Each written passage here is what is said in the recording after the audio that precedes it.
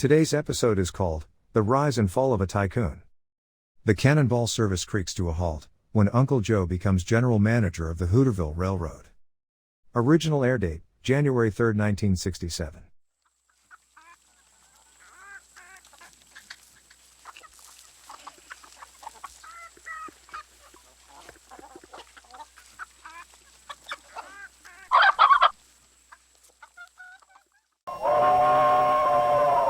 Come ride the little train that is rolling down the tracks to the junction.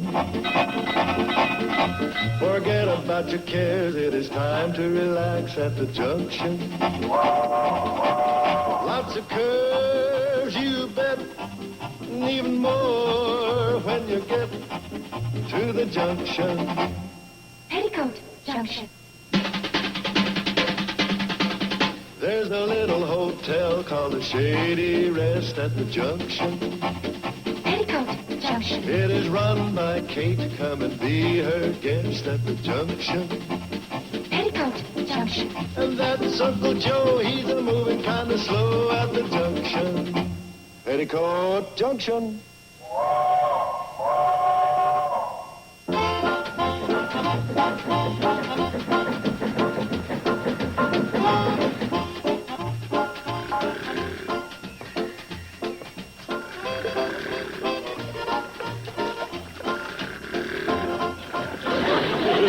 I can't do it. It's too nice a day. Hi, Steve. Hi, Mrs. Bradley. You know if Billy Joe's ready? Cannonball should be here any minute. But she'll be right out. She's making some sandwiches. Floyd and Charlie dropping you off, huh? At Willow Creek. Ah, Willow Creek. That was a romantic spot even in my time. Well, we're just going for the fishing. Oh, of course. But I'm still planning on pot roast for dinner. I'm all ready. Bye, Mom. Bye, dear. I'll say goodbye for you. We better go. Steve. Want to take your pole? Bye, kids. Have a wonderful day. All right. I said it's a wonderful day.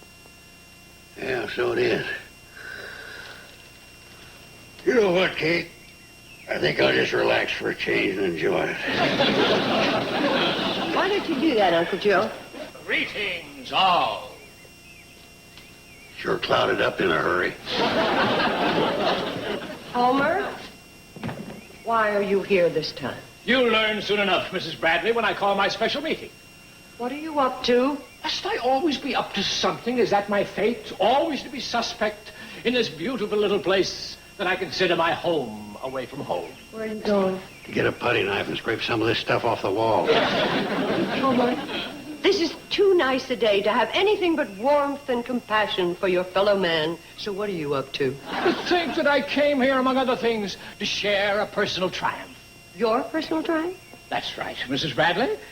You'll be happy to hear that I am this year's recipient of the CNFW's highest honor, the Good Guy Award. She's the winner. I sure hate to meet the loser. Right here. It's beautifully inscribed.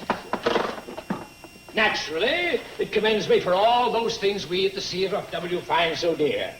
Sportsmanship, fellowship, congeniality, serenity, all those things, Mrs. Bradley. Where is that thing? Confound that secretary of all the stupid, idiotic, lame-brained, knuckle-headed. She didn't put it in. Drat it all. I'm surrounded with incompetence. Joel, allow me. It isn't often I get to serve a good guy.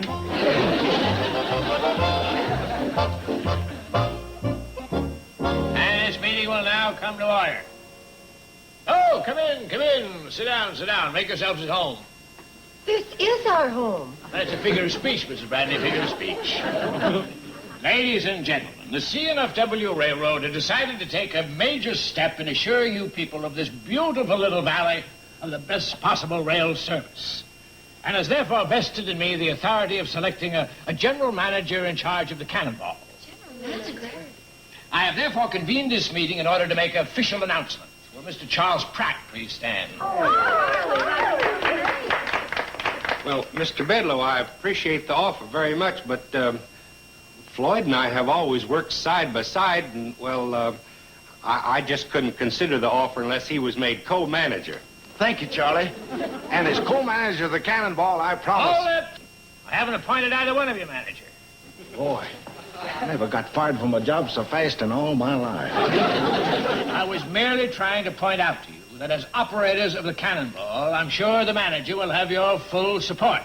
Now then, in going over my possible list of candidates, I said to myself, what this job needs is young blood, a man with youthful ideas. Oh, Steve. Mr. Bedlow, I object. Will you please sit down? The reason you're selecting Steve is because you're trying to break up the Carson Elliott Enterprises, and I ain't going to stand for it. Mr. Carson. I got news for you, Bedlow. This young boy wouldn't leave the Carson Elliott Enterprises no matter what you offered him. Mr. Carson. Go ahead, offer him a bigger salary. Give him stocks and bonds. You'll see, nothing will sway this young man's loyalty. Carson Elliott Enterprises are going to last forever. Are you through, Mr. Carson? Yeah, I'm through. All right. I therefore announce that the new general manager in charge of the Cannonball operations is Mr. Joe Carson.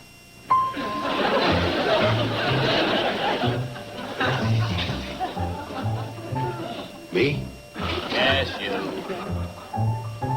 When do I start? How much to pay?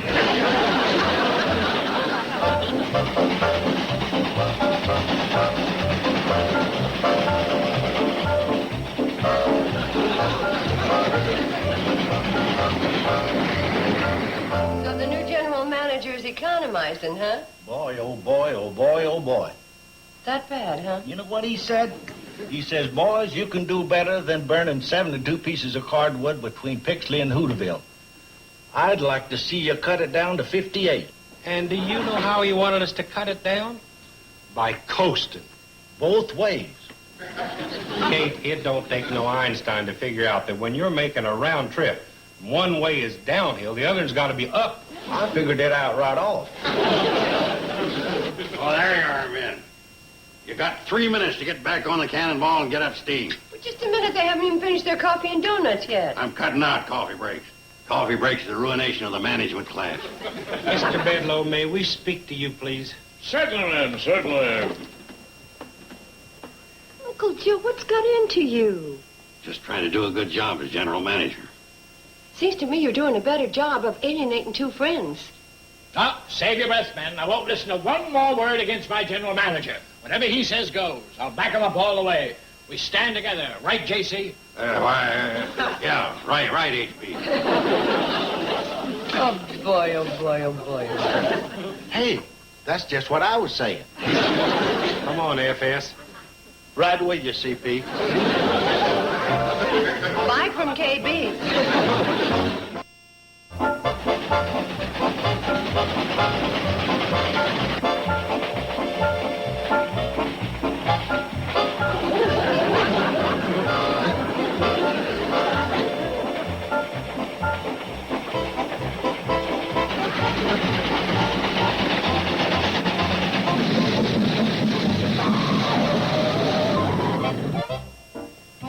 What are we stopping here for? Hi, H.B. I said, what are we stopping here for?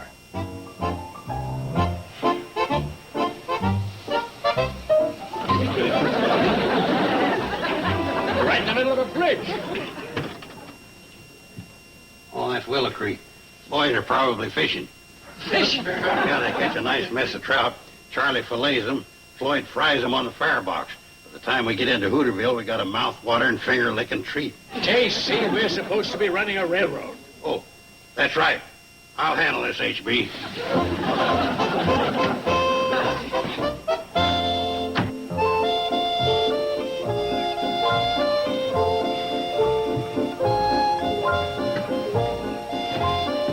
All right. What is this, a train or a fishing barge? Shh, I got a bite. Oh, sorry. Wait a minute. We also got a schedule to keep. Pull in your line. He can't. He's got a bite.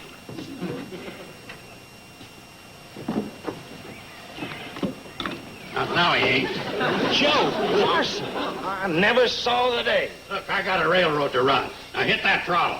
All right, Floyd. Anyway, we got enough for you and me.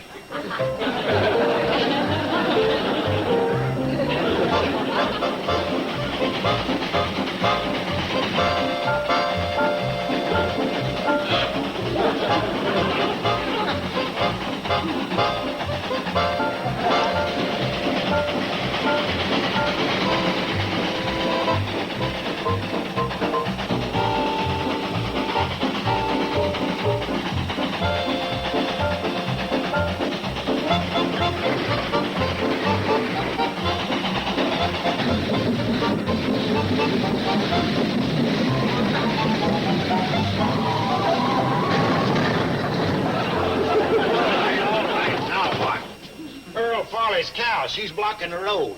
Well, give her the whistle. Why give her a whistle? She's already got horns. I guess general managers don't like jokes. What I want is action. Give her the whistle. Joe, she's grazing.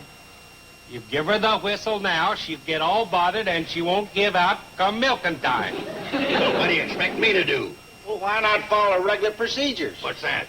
Well, you get out the checkerboard, play 4 or 5 games. First thing you know, you look out there and the cow's gone. I ain't holding up the cannonball for no checker game. That ought to do it. Yeah, it'll do it. And Earl is going to be plenty mad when his cow comes up a pail short.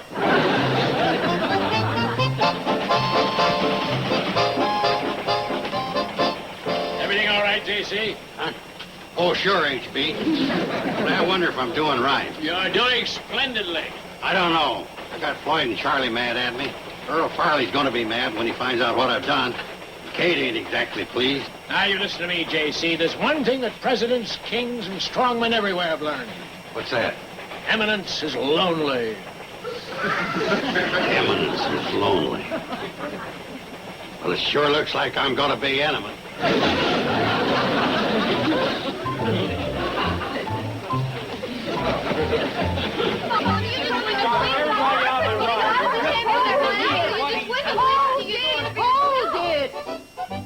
Now, let's have this joyous news one at a time. Ladies first. Well, you know how Charlie and Floyd always hold the cannonball till the school kids get on? Mm-hmm. Well, Uncle Joe said he had a schedule to keep, and he made Charlie and Floyd leave Hooterville before all the kids got there. Huh. The general manager's done it again. It's getting so that everybody in the valley is down on Uncle Joe. Well, Charlie, Floyd, what's your complaint? We don't have any. You mean you don't have any quarrel with the way Uncle Joe's running the cannonball? That's right. How come? We quit. You two quit? Then who's going to run the train? Yes. Don't tell me. Well, Uncle Joe doesn't know how to operate the cannonball. He not only doesn't know, he's out there proving it. You ought to see him. He's down there trying to back the cannonball up to the water tower to take on water.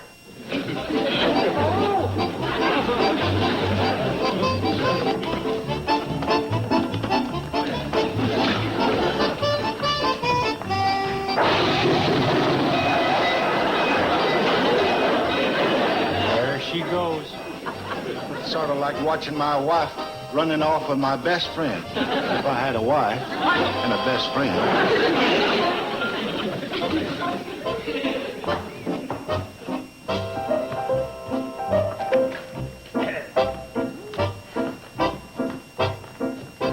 Bedlow, how did you get here? I thought you was on the train. Oh, come now, me ride with that maniac at the throttle. Besides, I have to be on hand to greet our president, Mr. Curtis, when he comes here on his inspection tour. You mean the cannonball's going to be inspected by the president of the road?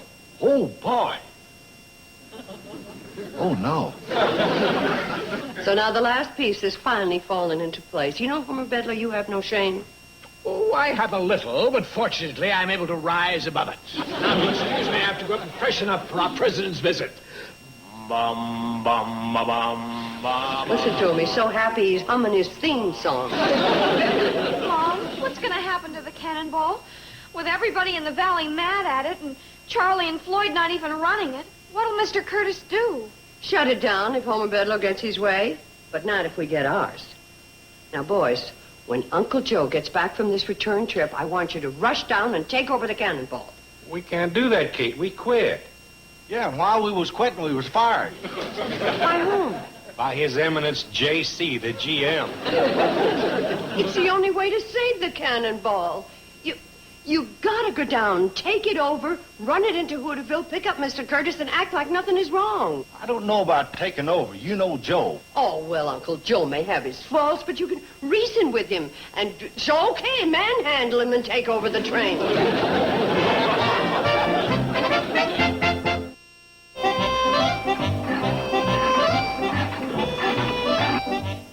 Kate, he's long overdue. We ain't ever this late, even for Earl Farley's cow. Well, I just hope that he's Uncle Joe! Hello. We didn't hear the Cannonball whistle. Where's your general manager's suit? I'm a working railroader. As for the whistle, I passed a new regulation. No more blowing it. It wastes steam. What happened? He's probably broke the pull string on my whistle. Yeah, a brand new shoelace I put on. Brass tip and all. Don't mind that, boys. Go on down, climb aboard the Cannonball, go into Hooterville, and pick up Mr. Curtis. Come on, get along.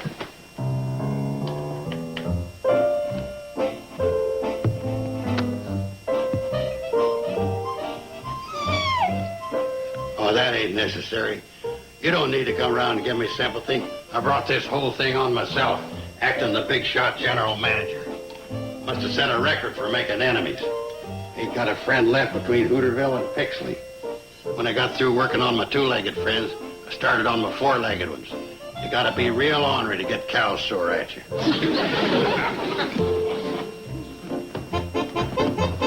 Hey, the Cannonball ain't down on the track. The only thing that's there is the hand car. I'll sneak out the back. That way it'll be best for Kate and the girls. Well, we've had our differences, but if it's all right with you, I'd just as soon let bygones be bygones, okay? Oh, cut out the mushy stuff. Tough enough leaving the way it is.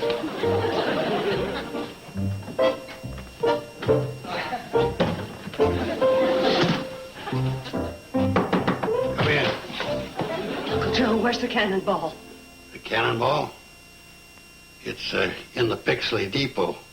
You mean at the Pixley Depot? No, in the Pixley Depot. I couldn't stop her at the end of the line.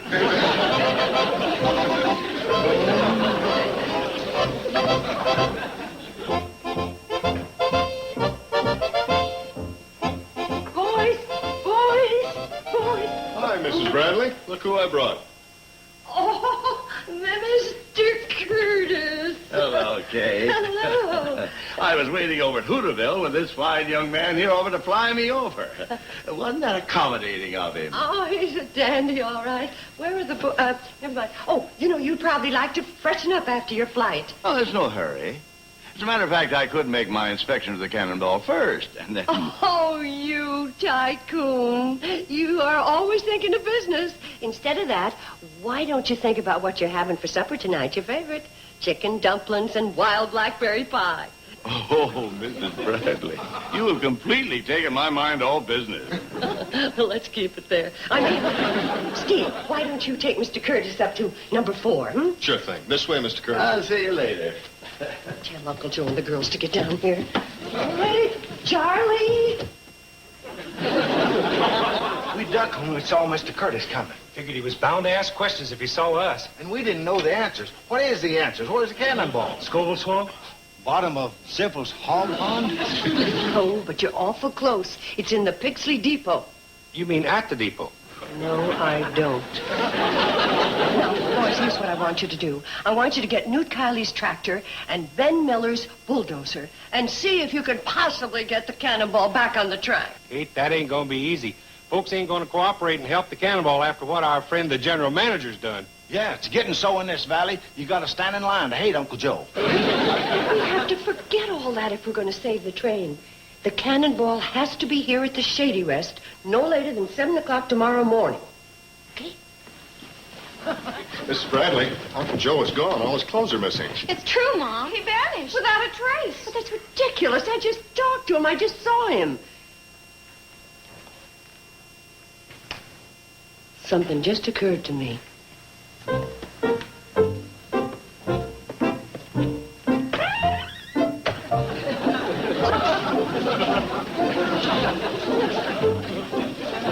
think he'd run away on an empty stomach, did you?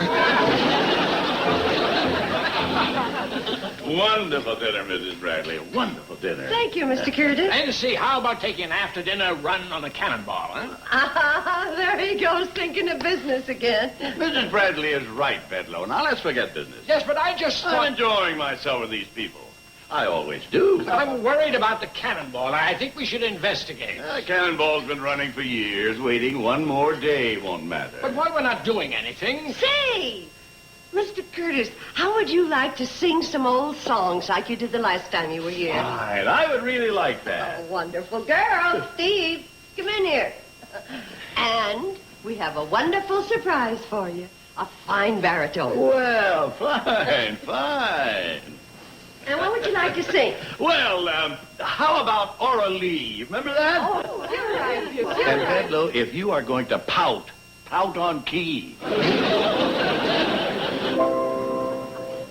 As the blackbird in the spring neath the willow tree sat and piped, I heard him singing Aurelie. Aurelie, Aurelie, maid with golden hair. So I thought I told you to stay in your room. Why? Because the president of the CNFW is here, that's why. That's all the more reason the general manager of the Cannonball should meet with him. What are you going to tell him when he asks about the Cannonball? That's all the more reason I should stay in my room. Until Mr. Curtis leaves in the morning. Say, don't forget my breakfast. I want ham and eggs, hot cakes. How can you think of food at a time like this? That just shows I got the making of a real executive. Don't get ruffled in times of crisis.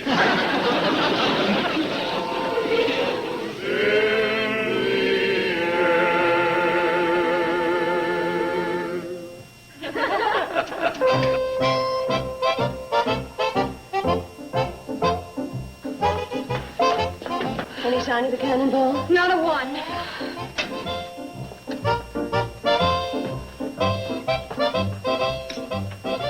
More coffee? No thanks. No, we'd better be getting on our way. How about some more blueberry muffins? Well, I don't mind if I do. I can have them later on the train. Mr. Curtis, what if I'd have Steve fly you to Hooterville? Save you some time. Well, thank you, Kate. But I think I should take at least one trip on the Cannonball, if only for business reasons. You see, it makes my trip tax deductible. Oh, say, Mr. Curtis, remember the time you rode the handcar? Do I? Now, that was a lot of fun. Yeah, we still have it. Wouldn't it be a riot riding it into Hooterville? You know, after a big breakfast, the exercise? Yeah, well, thanks. But when it comes to riding hand cars, I think I've had it. I think we've all had it. Mr. Curtis, there's something you should know. Pardon? I said there's something you should know, and I want to tell you. Well, there's the old Cannonball. Right on schedule. And what did you want to say? I was just going to say that the Cannonball would be on schedule, as usual. Right, Mr. Bedlow? Bedlow. It's all right. I'm used to him. You know, I could never understand how he could win the Good Guy Award.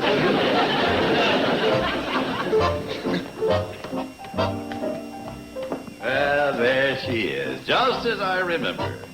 You know, Mrs. Bradley, that's what I like about your little valley. Things never change. It goes serenely on, day after day. That's right. Serenely on, day after day.